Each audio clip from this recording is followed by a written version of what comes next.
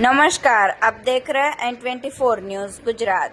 सूरत नई civil hospital में अंगदान महादान जन जागृति का अभियान कार्यक्रम आयोजित किया गया।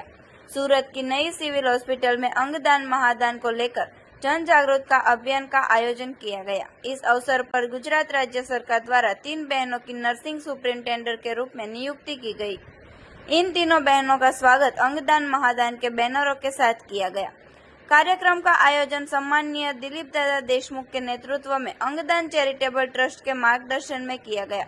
इस अवसर पर एक खास साड़ी तैयार की गई थी, जिस पर अंगदान से संबंधित प्रेरणादायक सूत्र छापे हुए थे,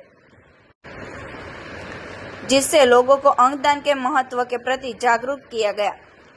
कार्यक्रम में सूरत नई सिविल हॉस्पिटल का नर्सिंग स्टाफ, डॉक्टर स्टाफ और सुप्रिंटेंडेंट आरएमओ भी शामिल हुए।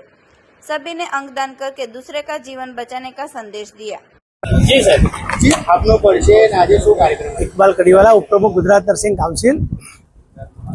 ઘણા વર્ષો પછી સિવિલ હોસ્પિટલ ખાતે નર્સિંગ સુપ્રિન્ટેન્ડન્ટની કાયમી જગ્યાઓ ભરે, જેમાં 3 બહેનોનું રાજ્ય સરકારે પોસ્ટિંગ કર્યું છે।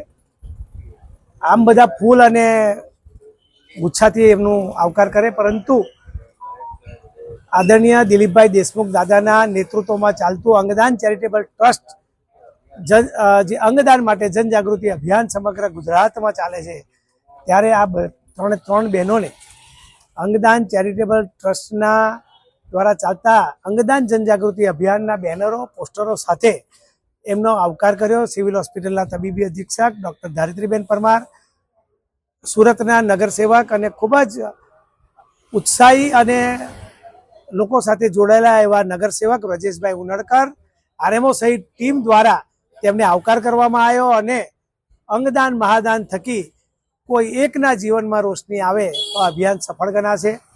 સિવિલ હોસ્પિટલ ખાતે 65થી વધુ અંગદાન છેલ્લા 1.5 વર્ષમાં થયા છે અને અનેક લોકોના જીવનમાં રોશની આવી છે। કોઈને હૃદય મળ્યું છે, કોઈને હાથ મળ્યો છે, કોઈને કિડની તો કોઈને લીવર। સમાજને મારી એટલી જ અપીલ છે કે બ્રેન ડેથ થતા કિસ્સામાં તેમના પરિવારજનો ચોક્કસ અંગદાન કરે અને બીજાના જીવનમાં રોશની ફેલાવે, એવી મારી જાહેર જનતાને પણ અપીલ છે। આજ રોજ આ નર્સિંગ સુપ્રિન્ટેન્ડન્ટનો આવકાર અંગદાન મહાદાનના અભિયાન સાથે તેમનું વેલકમ કરવામાં આવ્યું છે। આભાર। ભારત માતા કી જય। વંદે માતરમ। देखते रहिए N24 न्यूज गुजरात, सिर्फ हम तक ही नहीं, सब तक।